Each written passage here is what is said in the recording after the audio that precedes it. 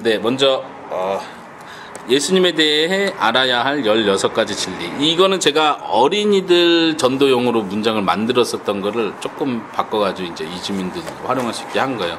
그래서 초점은 예수님을 초점으로 16가지 문장을 만든 건데, 내용 자체는 복음의 내용이라고 생각하시면 돼요. 복음 전도할 때 들어가는 내용.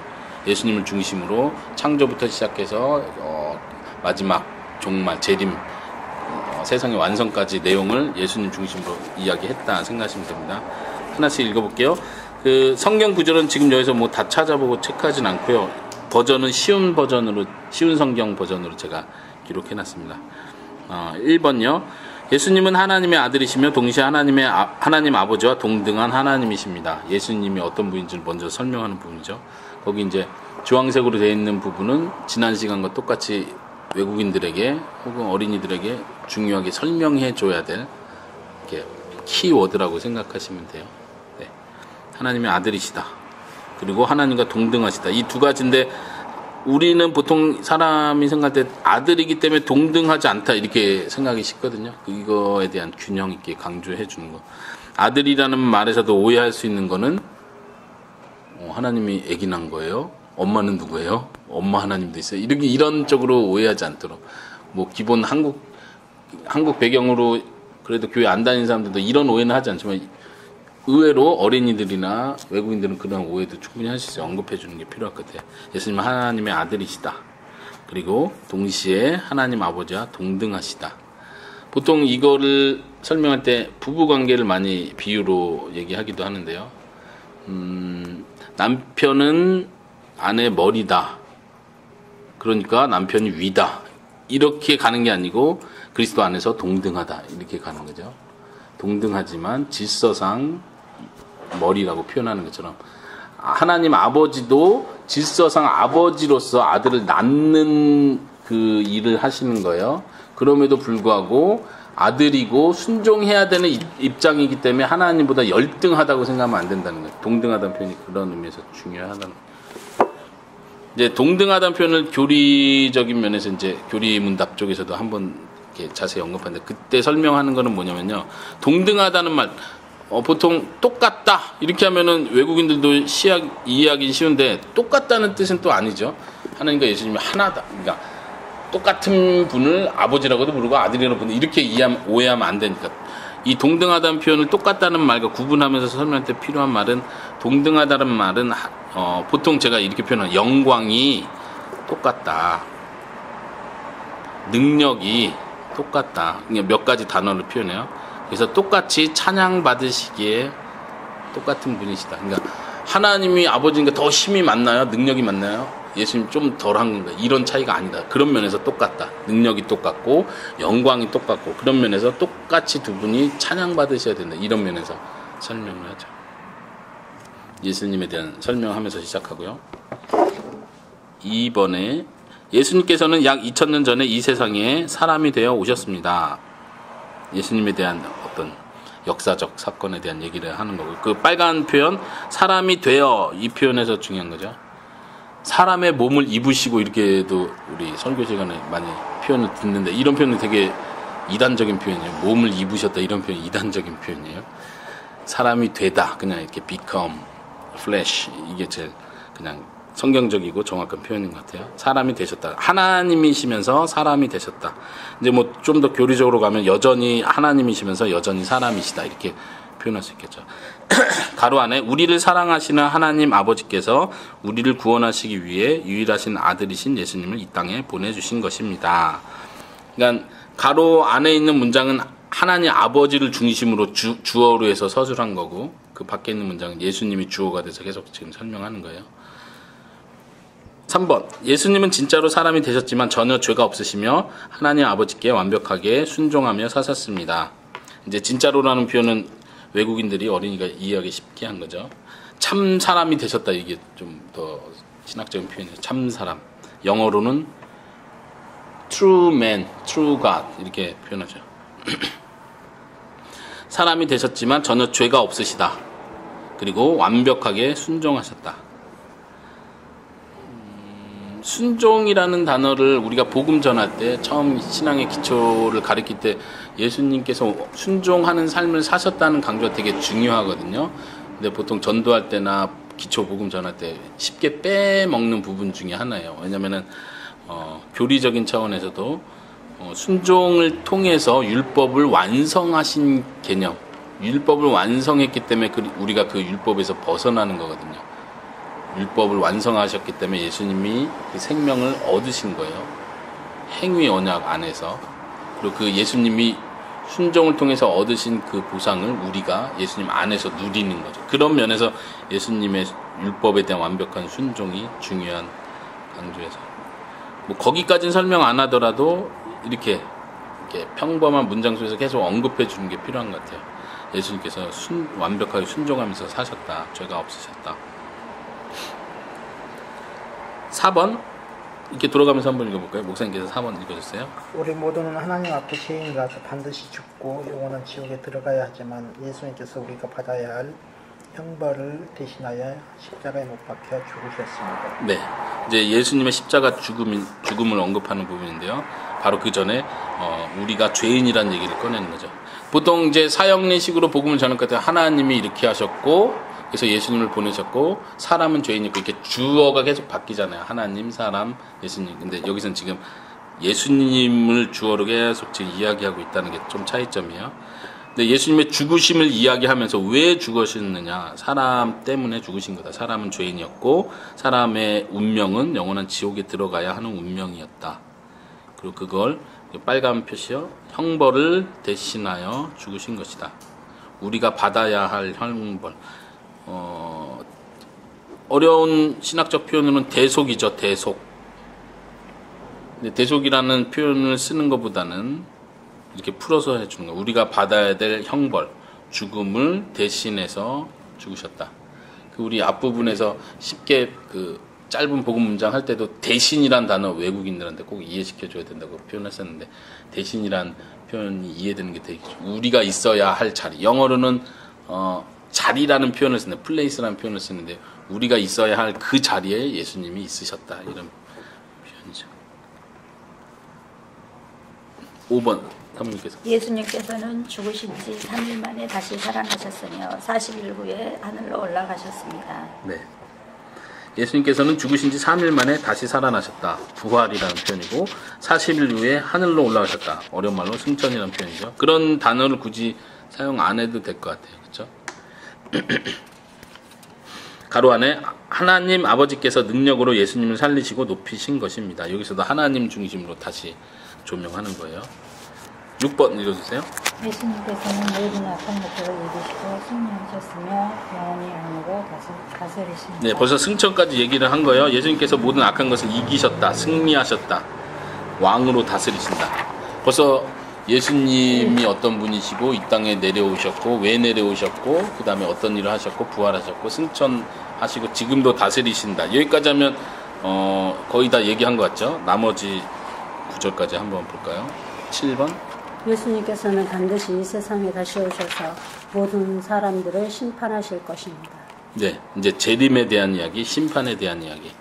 복음 전할 때 기본이죠. 재림과 심판에 대한 이야기.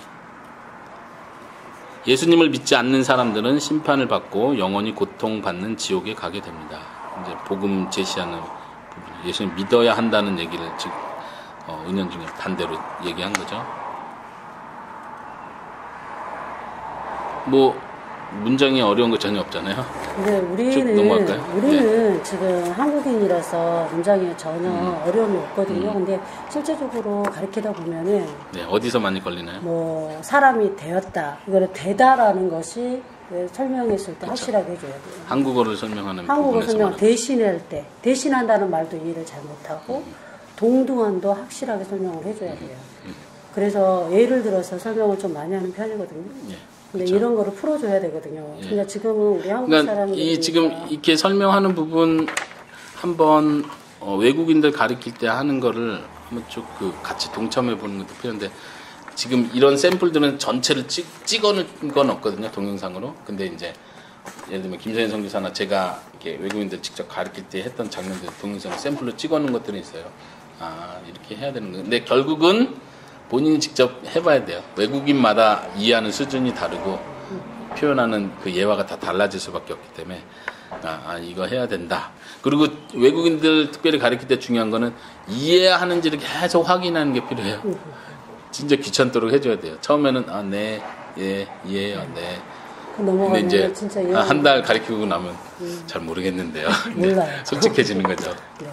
그래서 우리가 계속 이렇게 지금 이해하고 있는지 어쩐지. 그래서 최대한 우리가 쉽게 표현하고 그 다음에 이해하고 있는지를 확인하는 거. 일단 지금은 제가 쉽게 쭉 전체를 설명하는 걸로만 초점을 맞출게요. 8번. 우리를 죄와 그 형벌에서 구원해 주시고 영원한 천국에서 살게 해 주실 분은 오직 예수님밖에 없습니다. 이제 구원의 유일성, 구원자로서의 유일성에 대한 이야기를 하는 거죠. 우리를 그 죄와 그 형벌, 고통과 지옥 이렇게 표현. 죄와 형벌에서 구원해 주신다. 영원한 천국에서 살게 해 주실 분은 오직 예수님밖에 없다. 9번. 우리가 죄에서 돌아서서 예수님을 믿을 때 예수님께서 우리를 위해 죽으신 그 죽음 때문에 우리의 모든 죄가 깨끗하게 씻겨지고 용서받는 것입니다. 어떻게 우리가 구원을 받는지에 대한 설명을 이렇게 예수님 관점으로 하는 거죠. 우리가 해야 될 일은 죄에서 돌아서는 것, 믿는 것, 회개, 믿음 이렇게 표현해요. 죄에서 돌아서서 예수님을 믿을 때에 이 때라는 표현이 좀 중요한 표현이에요. 믿으면 이 표현보다도 때라는 표현이 좋아요. 영어로 if보다는 when이라는 표현이 더 성경적인 표현이에요.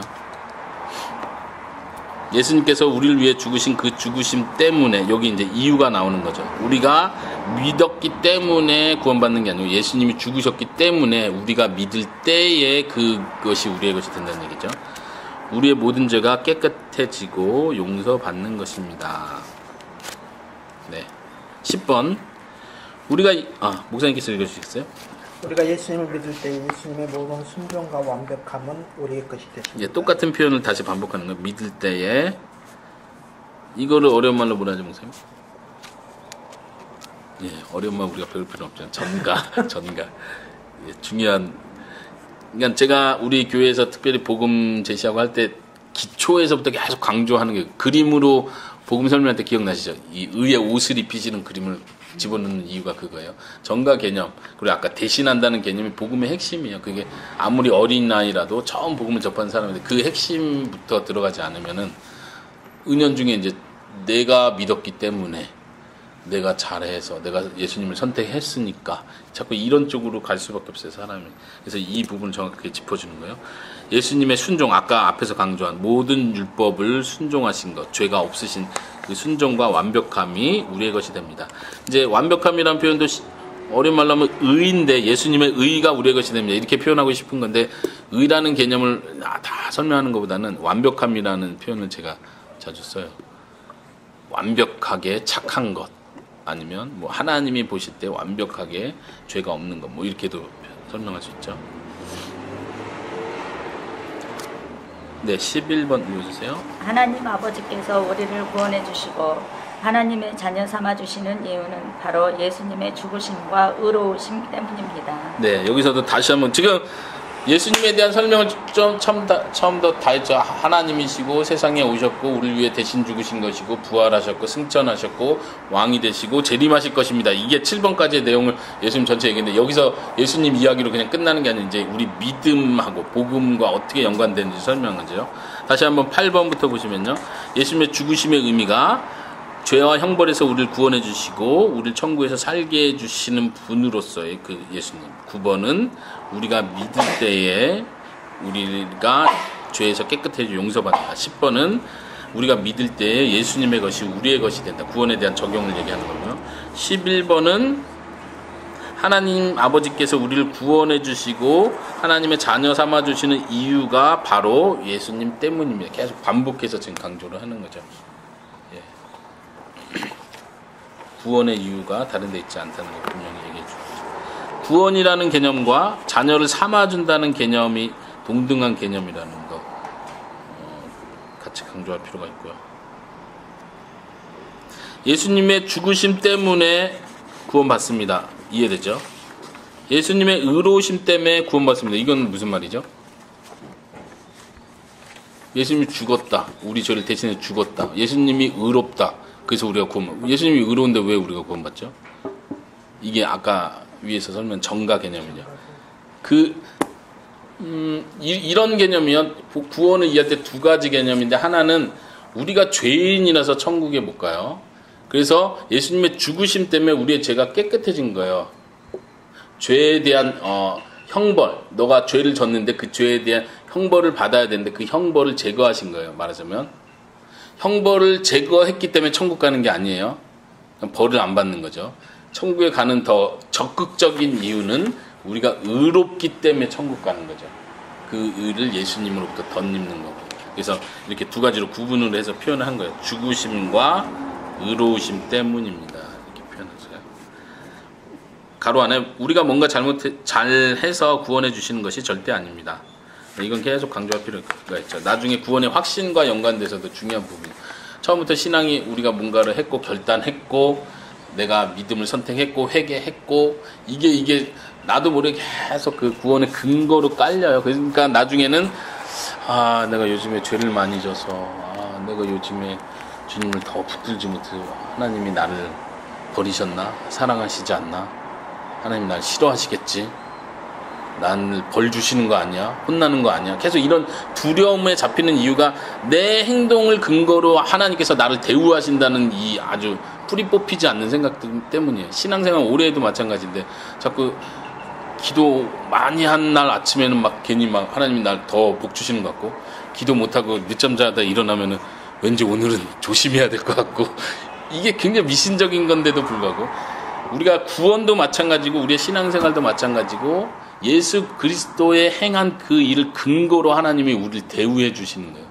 우리가 부족하지만 여전히 끝없는 은혜와 사랑을 베풀어 주신 이유도 예수 그리스도께서 하신 그 일 때문에 우리에게 그 은혜와 자비를 계속 베풀어 주시는 거예요.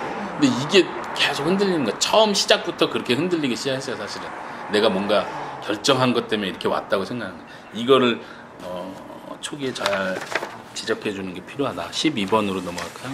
우리는 예수님을 우리 인생의 절대적인 주님으로 모시고 예수님의 말씀에 순종하며 살아야 합니다. 네, 우리가 해야 될 일을 여기서 표현하죠. 절대적인 주님으로 모신다. 순종한다. 네, 여기서 보충해야 될 표현이 있을까요? 주님으로 모신다. 표현을 설명해 줄 필요하죠. 확실하게 두 가지 개념에서 설명을 해줘야지. 주님이라는 구원자라는 표현하고 구원자하고 주인 대신. 예. 이 주인이란 개념도 사실 현대인들이 어린이들도 마찬가지로 잘 이해하기 힘든데 우리 아이들 같은 경우는 하녀, 시녀, 여자긴 한데 이 주인과 종, 노예 뭐 이런 개념 잘 몰라도 하녀, 시녀 이렇게 하면 잘 이해를 해요. 이게 신데렐라부터 해서 이 동화에 많이 나오는 이야기라겠죠.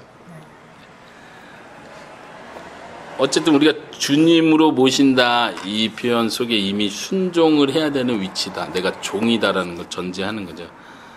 예, 이 강조를 하는 게 필요할 것 같고요. 13번 읽어주세요. 예수님께서 가르쳐 주신 가장 큰 계명, 순종해야 할 것은 온 마음을 다해서 하나님 아버지를 사랑하고 이웃을 사랑하는 것입니다. 네, 여기도 실천적이면서 믿는 사람이 어떻게 살아야 될지 가르쳐 주는 거죠. 계명이 뭐냐? 순종해야 할 것. 이렇게 가로에 넣었죠. 예수님의 말씀에 순종하며 살아야 됩니다. 이 순종하며 산다는 게 굉장히 구체적으로 이 큰 계명하고 바로 연결시켜 주는 게 필요해요. 막연하게 성경에서 명령한 게 되게 많은데 막연하네 이런 개념으로 가지 않고 초신자라면 더 분명하게 하나님 말씀에 순종하는 게 뭐냐? 하나님을 사랑하는 거예요. 이웃을 사랑하는 거예요. 이렇게 심플하게 설명해 주기 시작해서 그 안에 성경에 나오는 많은 가르침과 교훈과 우리가 따라야 될 계명들이 이 두 가지 안에서 정리된다는 걸 계속 이렇게 결국 한마디로 하면 사랑 이 한마디죠. 14번이요. 예수님께서는 지금도 예수님을 믿는 사람들 안에 계시면서 믿는 사람을 위해 늘 기도해 주십니다. 이 부분은 이제 예수님이 현재 하시고 있는 사역이죠. 중보 기도라고 할 수 있죠. 로마서 8장 34절을 인용했고요. 다시 살아 하나님의 오른편에 앉아 계시면서 우리를 위해 중보 기도를 하고 계십니다. 이 표현이죠. 우리에게 대언자가 있으니 이 표현도 있죠. 거기 한번 구절을 적어보세요. 요한일서 2장 1절도 참고할 수 있을 것 같아요. 우리에게 대언자가 있으니 이런 표현.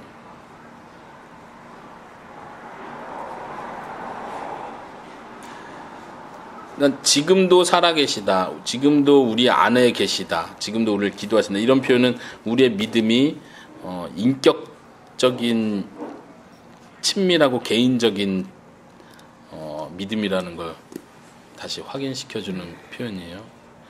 그래서 정말 기독교에 대한 배경이 없는 사람들은 예수님을 믿으세요 이 말 자체를 이해를 못해요.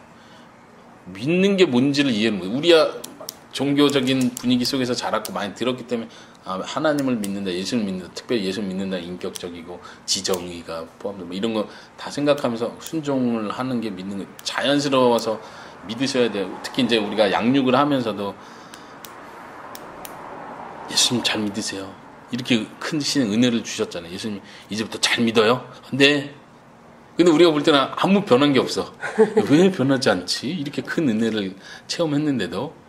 근데 나중에 알고 보면이 아니라 저희가 계속 생각하는 건 이 믿는다는 걸 계속 설명해 주지 않으면 아주 단순한 것 같지만 아까 여기서 말한 것처럼 서로 사랑하는 거. 하나님을 사랑해요. 어떻게 하나님을 사랑해요? 그거 어떻게 표현해요? 성경을 읽으세요. 기도를 더 열심히 하세요.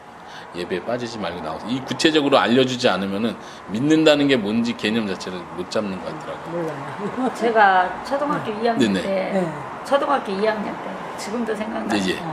이제 저희 동네는 교회가 없고 교회까지 1시간 거리였어요. 그래서 예수님이라는 그 존재 자체에 대해서 모를 때. 배경이 전혀 없는 네, 상황에서. 근데 내 친구가 같은 반아이, 걔가 누군지도 모르겠는데 너 예수 믿냐? 하고 이렇게 하더라고요. 이렇게 안 믿는 사람, 예수님을 대해보지 못한 사람 심정이 딱 이해가 가는 게 너 예수 믿냐? 이러는 거예요. 근데 그래 나 믿어 하는데 목사님 말씀한 것처럼 어떻게 뭐를 믿어야 되는지 믿으면 되지 하고 이렇게 딱 받아들였던 그 벽같이 하얀 나도 믿고 싶은데 뭐에 대해서 믿어야 되나 이게 있었어요. 예. 뭐에 대해서 믿어야 되는지 내용도 없고. 맞아요. 지금 이제 우리가 내용을 다룬 거지만 그 믿는 게 어떤 모습으로 드러나야 되는지도 설명해주지 않으면. 우리가 특히 전도와 연관해서는 저도 굉장히 의식하고 강조하는 것 중에 하나가 용어를 풀어주는 문제. 설교도 마찬가지지만 전도는 특별히 불신자를 대상으로 할 때는 진짜 평범한 얘기도 불신자에게는 전혀 다른 개념일 수 있는 거죠. 그런 면에서 친절하게 풀어주고 설명하고 그래서 또 이해하는지 확인해보고 하는 게 중요한 것 같아요. 15번 누가 목사님께서 읽어주세요. 예수님을 조금씩 계속해서 알아가는 것은 세상에서 가장 기쁘고 행복한 일입니다. 네, 제가 좋아하는 표현을 제가 넣었습니다. 이것이 그렇다 생각하십니까? 이게 이제 예수님에 대해서 믿어야 할 진리 중에 하나인데 이 진리라고 생각하세요? 옵션 아닌가? 옵션? 우리가 옵션으로 생각하는 게 굉장히 강해요. 사실 할 수도 있고 이제 믿었고 천국 가면 되지 또 계속 알아가고 저 공부하기 싫은데요. 공부하고 또 연결되는 것 같고 왠지 꼭 어떤 신비적 체험을 해야 된다는 것 쪽으로 연결되는 것 같은데 이건 굉장히 중요한 베이직 우리 크리스찬의 생활 원리이고 진리라는 걸로 여러분들 이해하시고 가르쳐주는 게 필요한 것 같아요. 성경에서 여러 구절들에서 예수님을 아는 것에 대한 이제 복을 받는다는 개념도 우리가 물질이나 어떤 사회에서의 성공 개념이 아니라 하나님을 더 알아가는 것, 하나님을 가까이 해가는 것, 하나님과 하나가 된다는 게 이게 진짜 복인데 이거에 대한 개념 자체가 벌써 물질적으로 바뀌다 보니까 예수님을 알아가는 건 별도의 옵션처럼 자꾸 생각이 되는 거예요. 마치 해도 되고 하면 더 좋고 안 해도 뭐 구원하고는 상관없고 근데 이 거듭났다는 것 자체 예수님을 주님으로 믿는다는 것 자체 주님의 은혜를 받아들인다는 것 자체가 15번 예수님 더 알아가고자 하는 그 열망을 제외하고 이루어질 수 없는 거죠. 하나로 같이 가는 거예요. 그래서 우리가 예수님을 알아가는 저희는 그래서 전도하고 이렇게 처음 신앙생활 시작하는 사람들에게 계속 그냥 대놓고 성경 공부해야 됩니다. 계속 강조를 해요. 이제 아까 말한 것처럼 믿는다는 게 뭐냐 여기서 믿어요. 그러니까 이제 됐죠. 이렇게 끝나는 문제가 아니라는 거죠. 믿는다는 표현은 계속해서 그분을 알아가고 그분 때문에 계속 기뻐하고 그분으로 만족해가는 그 삶 자체를 계속 설명해 주는 게 필요한 것 같습니다. 여기 뭐 네. 저기 남편 만났을 때 사랑해서 만나지 않았냐 그런 이야기를 예를 들어서 할 때에 사랑하면 그 남편에 대해서 계속 만나고 싶고 또 알아가고 싶고 그러지 않냐.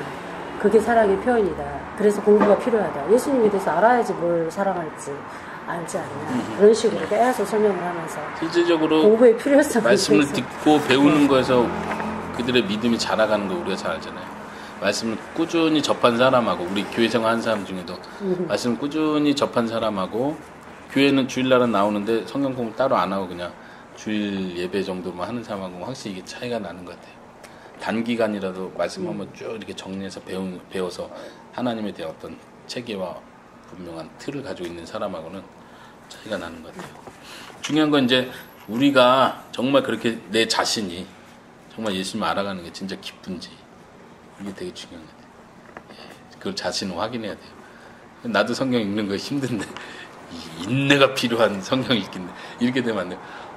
오늘도 주님이 성경 말씀 주셔서 뭘 말씀해 주실까? 나도 새롭게 하나님 배워가는 그런 마음을 계속 이게 솟아나지 않는다면 가리키는 것 자체가 굉장히 형식적이어질 수밖에 없어요. 마지막 16번 사모님께서 예수님께서 예수님과 같은 또 다른 돕는 분이신 성령 하나님을 보내주셨는데 그분은 우리로 하여금 예수님의 말씀을 깨닫게 해주시며 우리가 천국에 가는 날까지 예수님을 잘 믿도록 도와주십니다. 네, 성령님에 대한 이야기를 이제 예수님의 관점에서 다시 한번 하면서 마쳤는데요.